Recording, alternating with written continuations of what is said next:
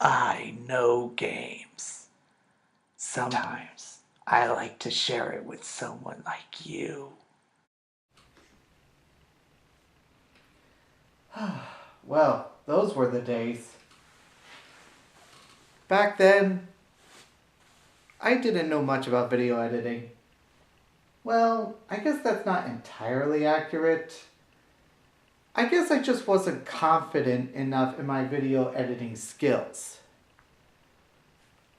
So when I did Batman Arkham City way back when, well, let's just say that uh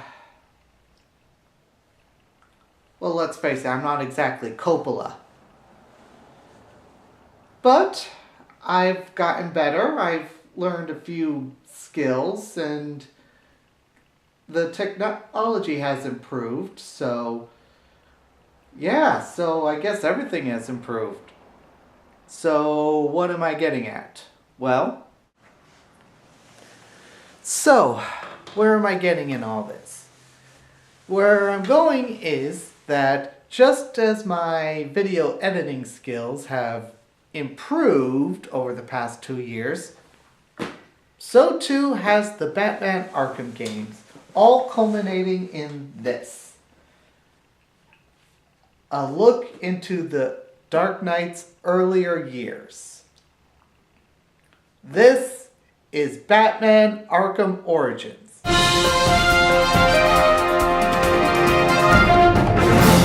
As you can see, the box is more wide than it is large.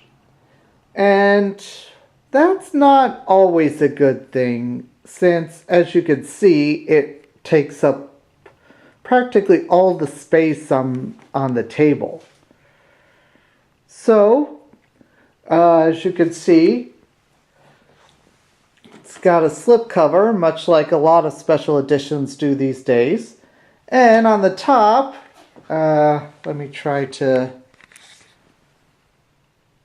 that works. That has the Batman Arkham Origins and the Batman logo, and it's basically upside down. Why is it like that? Who knows? So, what do you say we open this baby up and try to find out what is really inside that makes the box so encompassing?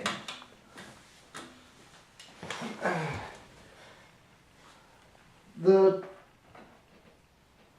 top is really only held together by a couple of pieces of tape, which can easily be taken off. And the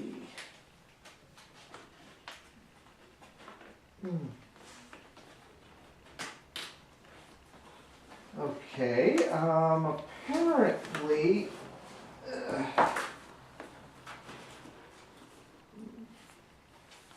oh, I see. Yeah, apparently it's 4 strips of tape rather than 2. That's how the slipcover is staying on. But if you just apply the scissors like so.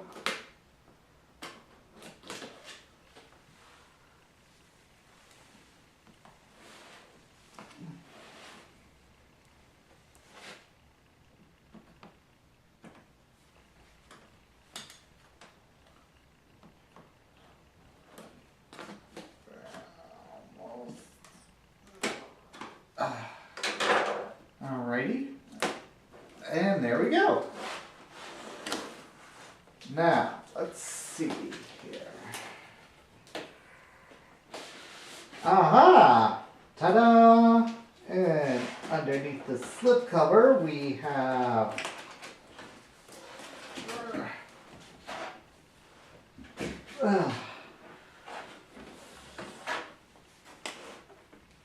basically the same thing. Look, here's the front. Here's the slipcover front. And there's the box. But here's what's in back. So now I just spoiled things for you. You're welcome. I am definitely not going to keep the slipcover. Okay. What's this?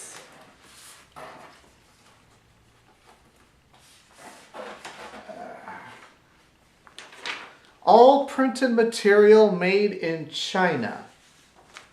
Well, my girlfriend will be happy to know that. And first up, we have Wanted, masked vigilante criminal known as the Batman. DOB unknown, sex male, approximately 6'2", etc., etc. Basically, it's unknown. Conflicting reports of suspect range from highly trained individual or group of individuals to allegations of a large winged creature. Sporadic sightings first reported 2 years ago. Frequency of sightings up 80% in last 6 months. Limited photographic and forensic evidence suggests a single individual, a white male adult, utilizing a dark militarized armor with as of yet unexplained high mobility. Various statements indicate the suspect armed with high-tech weaponry and tools, some of which may allow for rapid deployment and navigation between buildings. Unsubstantiated claims indicate suspect employs unlicensed low-flying aircraft, multiple outstanding warrants for assault with a deadly weapon against both criminal and law enforcement officers, breaking and entering, carrying a concealed weapon, interfering with a crime scene, and fleeing the scene of a crime. So what's he guilty of? Anyway. Considered armed and extremely dangerous, multiple cases of resisting arrest have proven suspect both an expert at hand-to-hand combat and an evasion specialist. If sighted, do not engage, maintain perimeter, and contain. Await deployment and instructions from SWAT personnel. Yeah, basically it's the Batman Wanted poster. Cool, huh?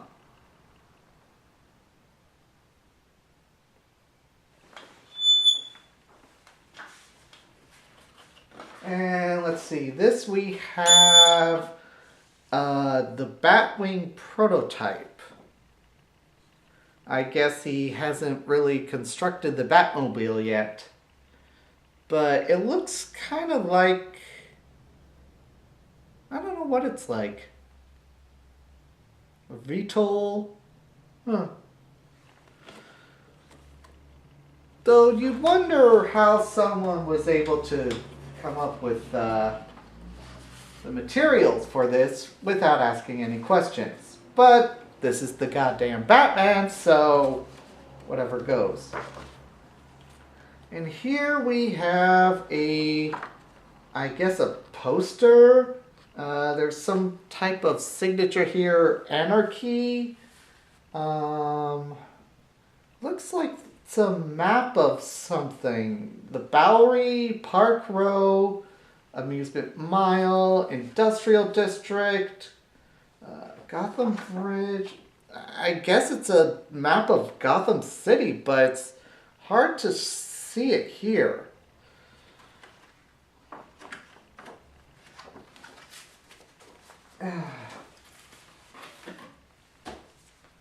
And let's see here.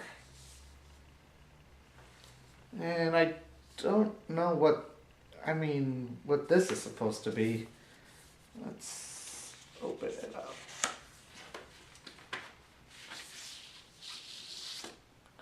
Okay. Contract. It's a Christmas Eve, I guess that's when the game takes place. One night to kill the Bat. Payment is $50 million.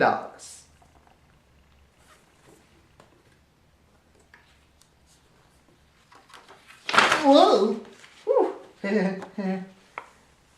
Cool, huh? So, yeah, this really brings up some, really takes you into the world of the Batman Arkham series. And apparently this is an agreement by Black Mask, who I guess is the main villain here, even though Joker and Penguin have been seen in the game. So basically it's a contract. Why would assassins need contracts? Who knows? And let's see. Oh, this apparently is the GCPD bulletins on, I guess it's the assassins. So we got Deadshot,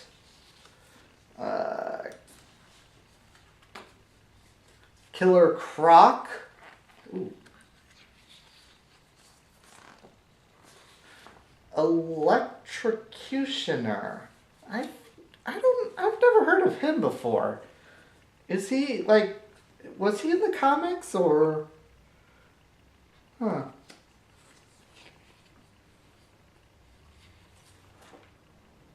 Let's see. Bane.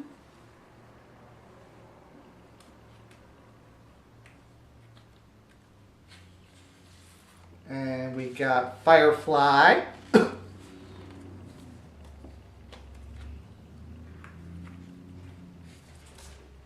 And wait, Copperhead? I wonder if are these villains really from the comics or are they just made up for the game?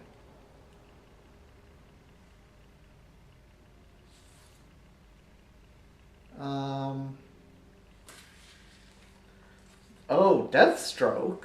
I thought he was the Teen Titan villain. Oh well. And let's see, here's Shiva. Which, she could beat me up anytime. And that's about it.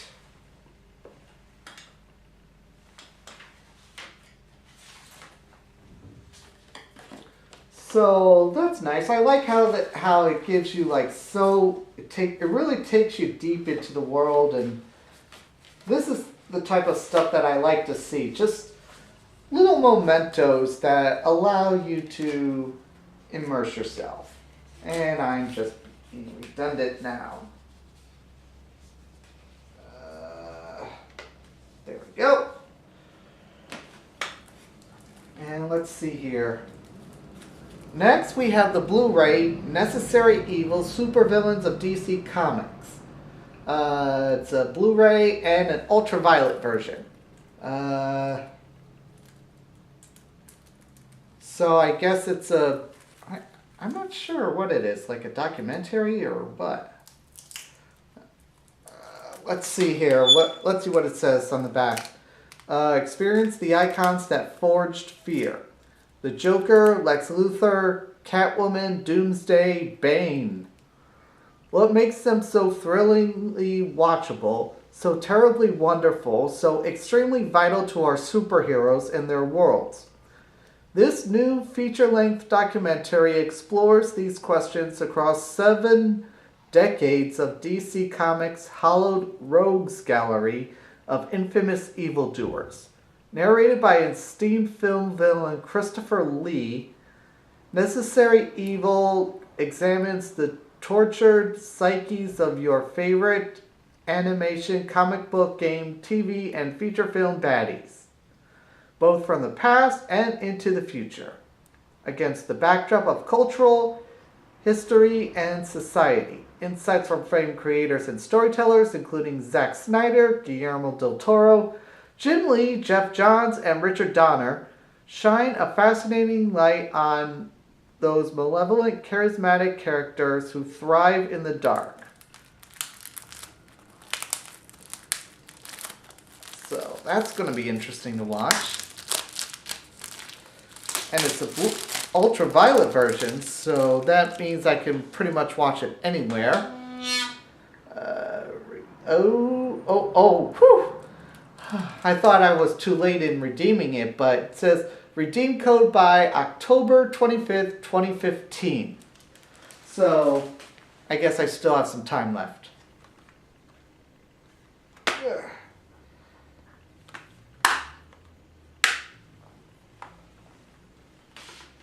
And let's see here. Next we have the game itself. And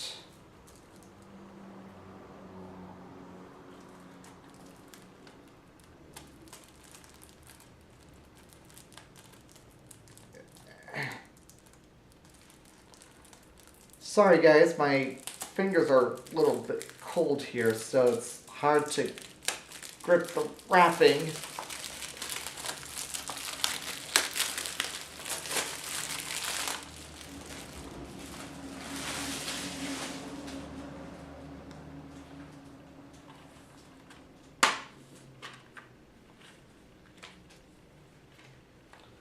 And let's see, we have the Deathstroke Challenge Pack, the first appearance Batman skin, which looks foobar.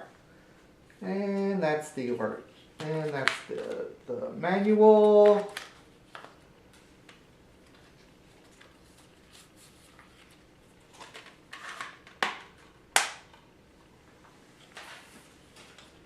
And apparently we got evidence to be opened by authorized personnel only. The final offer, 10K casino chip. The location, the Lacey Tower penthouses. Search officer, R. Montoya.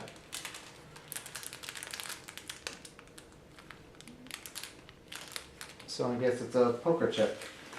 And let's see what we have here.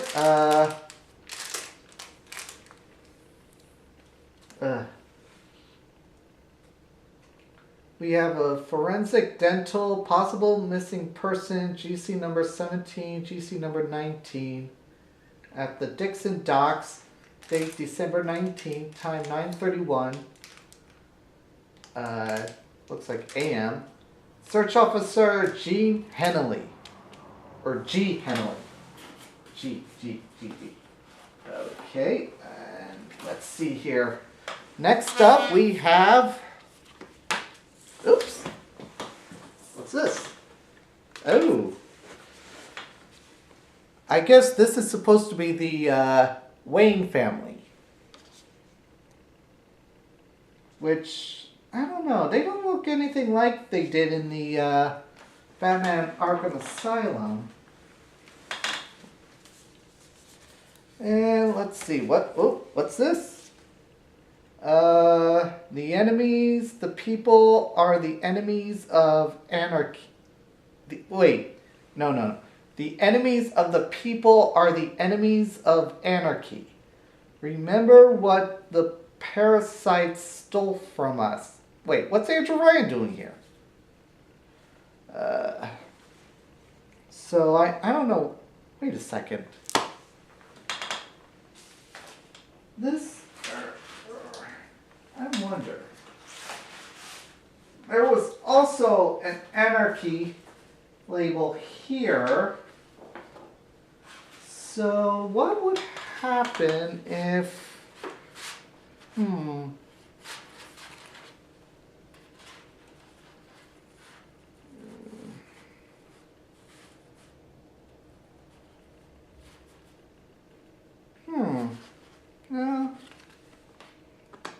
worth a shot.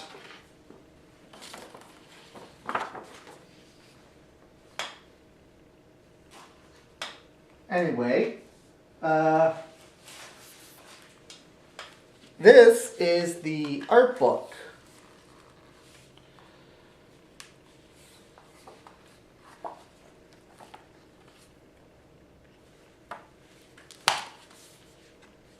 a hardcover flap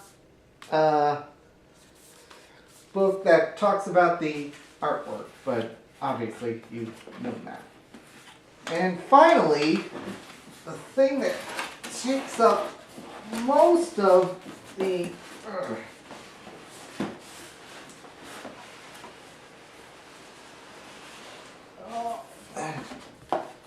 takes up most of the box, really.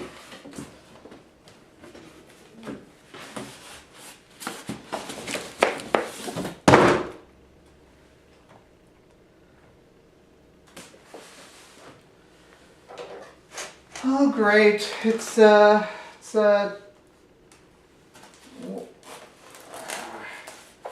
Skyrim all over again.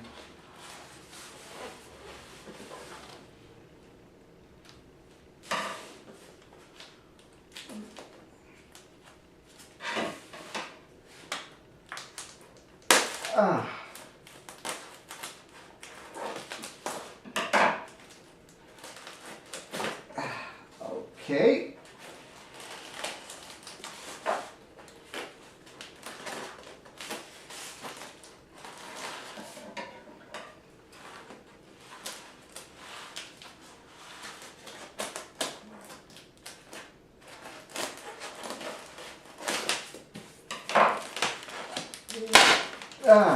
There we go.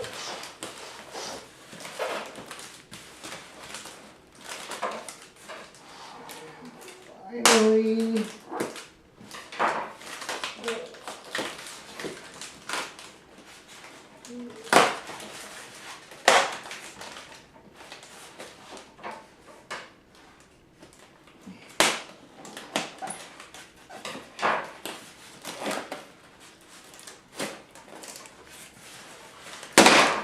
There we go.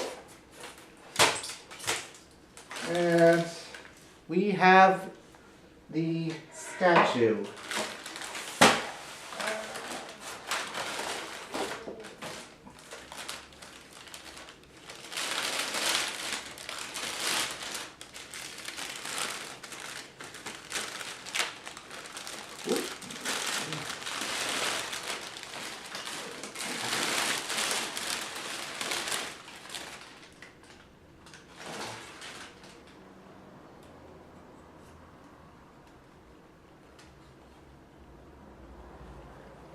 And as you can see, it's of everyone's favorite psychopath, the Joker. Standing in front of a bunch of television monitors. And he's probably the one who is really behind things. Because, you know, that's how Joker rolls. And that's about it. So actually, the statue is a lot.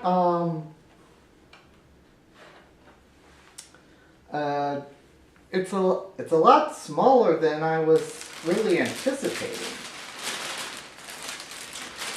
And I thought there were.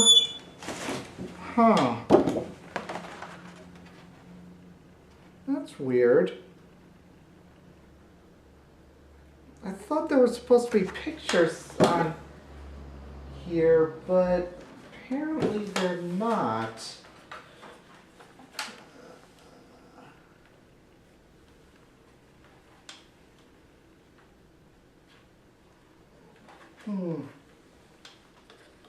Kind of strange, but maybe they're decals somewhere, or...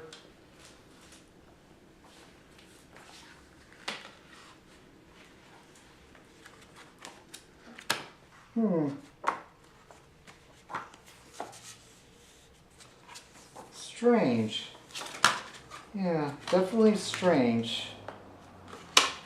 Well, anyway, that's it.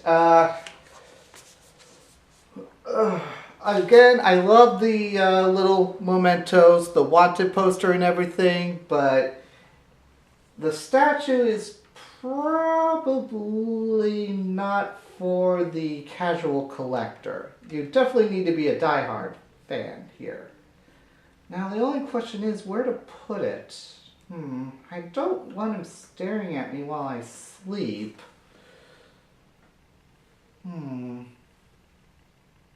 Oh, there's an idea.